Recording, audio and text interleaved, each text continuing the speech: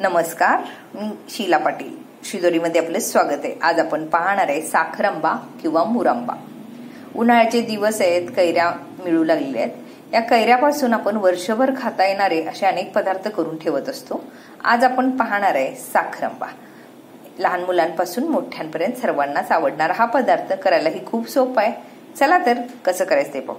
मुरंबा किंवा साखरंबा करण्यासाठी मी इथं 1 किलो कैरी घेतलेली आहे. ही कैरी तोतापुरी किंवा राजापुरी घ्या, म्हणजे कमी आंबट असलेलं घ्या. म्हणजे काय होईल, आपल्याला साखर कमी वापरावं लागेल आणि मुरंबाची चव खूप छान लागेल. कैरी घेतल्यानंतर 1 तास पाण्यामध्ये बुडत ठेवा. त्यामुळं इथं जे चीक असतं ते चीक सगळं निघून जातं आणि कैरी सुद्धा थंड होते. त्यानंतर पाण्यातून काढून स्वच्छ पुसून घ्यायचं आणि त्यानंतर आपण साल काढायची. साल काढताना सुरीने किंवा अशा सोल्याने काढायचं.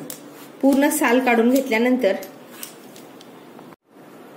त्याचा देठाकडचा असा भाग काढून घ्यायचा आणि याच्या जेवढ्या शक्य आहे तितक्या मोठ्या फोडी करून घ्यायच्या.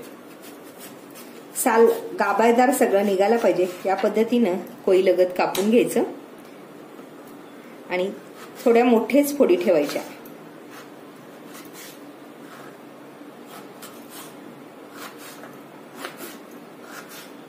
हे बघा, एवढ्या आकाराच्या अशा फोडी ठेवायच्या, म्हणजे शिजून झाल्यानंतर ते इतक्या बारीक होणार नाहीत, गाळ होणार नाही. फोडी कापून घेतल्यानंतर कोईलगत गर शिल्लक असतं, तर गर सुद्धा आपण या पद्धतीनं काढून घ्यायचं. जितकं शक्य आहे तितकं आपण हे गर काढून घ्यायचं. ह्या अशा फोडी तयार करून घ्यायच्या. कैरीची साल आणि कोय काढून घेतल्यानंतर जवळजवळ 750-800 ग्रॅम हे या फोडी तयार झालेल्या आहेत. भांड्यामध्ये भरपूर पाणी तापवायला ठेवायचं. पाणी छान उकळी आल्यानंतर ह्या फोडी आपण शिजवून घ्यायच्या. त्यामध्ये आता ह्या फोडी आपण घालायचं. 70 ते 80% शिजण्याइतपत हे शिजवून घ्यायचंय.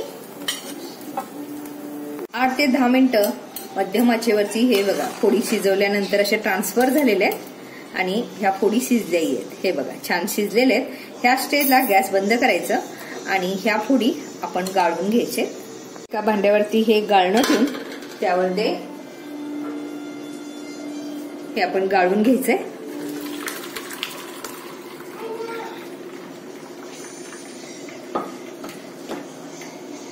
आता एका स्टीलच्या मोठ्या पातेल्यामध्ये 800 ग्रॅम साखर घेतलेला आहे. वाटीने मोजल्यास 4 वाटी. आपल्या फोडी 800 ग्रॅम वजनाच्या होत्या, त्यामुळे 800 ग्रॅम वजनाची साखर घेतलेलं आहे. त्यामध्ये हे वाफवून घेतलेलं ह्या फोडी घालायच्या आणि ह्या फोडी पूर्ण मिक्स करून एक अर्धा तास असंच राहू द्यायचं, म्हणजे साखर पूर्ण विरघळलं जातं.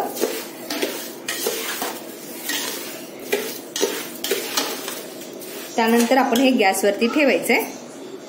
अर्धा तास ठेवल्यानंतर हे बघा, हे साखर त्यामध्ये विरघळलं गेलंय.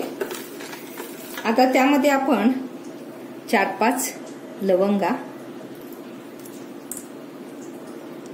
2-3 दालचिनीचे तुकडे आणि असं अर्धवट ठेचून घेतलेलं वेलदोडे, हिरवं वेलदोडे हे घालायचं. त्याचा गोडवा वाढण्यासाठी अगदी चिमूटभर मीठ घालायचं आणि केशरचे 7-8 काड्या. सर्व मिश्रण छान एकत्र करायचं. झालेलं मिश्रण गॅसवरती ठेवायचं आणि मध्यम गॅसवरती याला छान शिजू द्यायचं. 1 तारी पाक येऊ द्यायचंय, त्यासाठी सलग हलवत राहायचं. एक उकळी आली की गॅस एकदम बारीक करायचा, म्हणजे आपलं पाक चुकत नाही. मोठ्या गॅसवरती एक उकळी आल्यानंतर गॅस एकदम बारीक करायचा आणि मंद आचेवरती याला पाक येऊ द्यायचंय. सलग हलवायचं. त्यानंतर आता 5 ते 6 मिनिटं झाले. आता पाक आले का चेक करूया. त्यासाठी झाऱ्यावर थोडं घ्यायचं. मिश्रण थोडंसं थंड होऊ द्यायचं.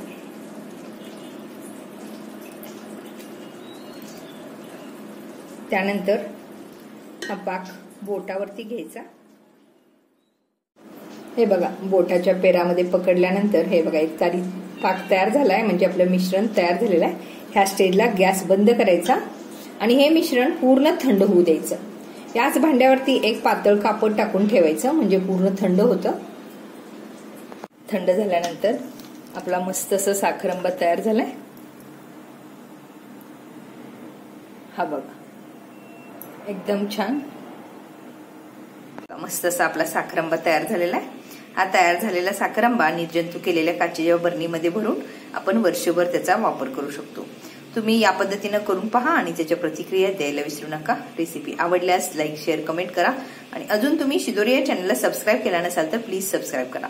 वेळात वेळ काढून माझी रेसिपी पाहिल्याबद्दल धन्यवाद. परत भेटू अशा साध्या आणि सोप्या रेसिपी सोबत.